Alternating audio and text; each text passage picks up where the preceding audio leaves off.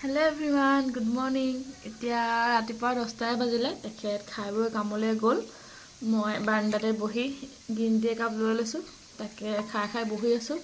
আগফালৰ ধুনীয়া প্ৰাকৃতিক পৰিৱেশবিলাক চাই দেখিছে। এতিয়া মানে ভালকৈ ওলোৱা নাই, যিহেতু তাত ঠাণ্ডা থাকে, পাহাৰ। কিন্তু আনকালে ধুনীয়াকৈ ওলাই থাকে। তাতে বহি মই তাকে চাই থাকোঁ পাহাৰলৈ।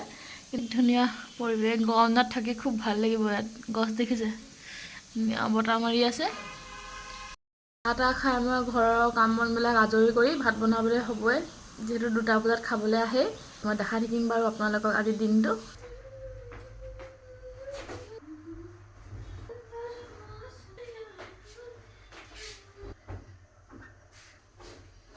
এইবিলাক কাপোৰ ধুইছিলোঁ, আনি থৈছোঁ।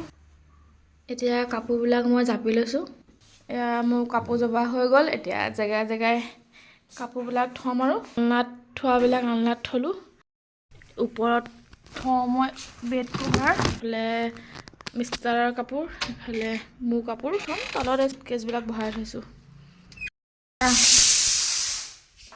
এয়া ভিতৰৰ কাম বনবিলাক কৰি আজৰি হৈ এইফালে মই ভাত দাইল পাতি লৈ, মোৰ দাইল হৈ গ'ল। ভাতৰ চিটি মাৰিলে। এতিয়া আজি বনাম বিন, গাজৰ, আলু। যিহেতু দিনটো অকলে থাকোঁ, ইয়াত টিভি লগোৱা হোৱা নাই।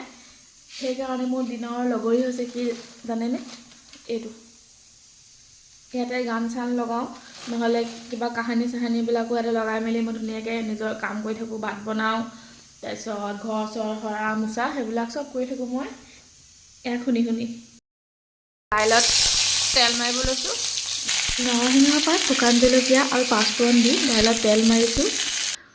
মোৰ দাইলত তেল মৰা হৈ গ'ল। এতিয়া চব্জিৰ কাৰণে পিঁয়াজ ফ্ৰাই কৰিছোঁ। চব্জিখিনি কেৰাহীত দিলোঁ। তেখেত কামৰ পৰা আহিলে।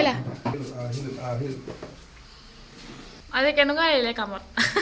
ভাল লাগিলে নেকি? তেতেলী আনলা তেতেলী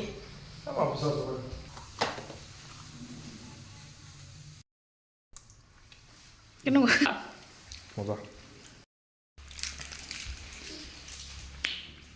ইমান টেঙা নহয়, খাবলৈ মজা লাগিছে।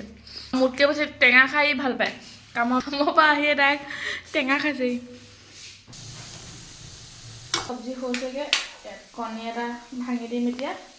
লোকেল কণী, আমাৰ আইতাহঁতৰ ঘৰৰ মামীয়ে দি পঠিয়াইছিলে। এয়া মোৰ চব্জি ৰেডি।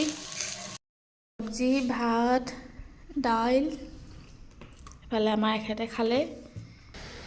তেন্তে বাই বাই, আজিলৈ আহিছোঁ। আকৌ নতুন ভিডিঅ'ত লগ পাম।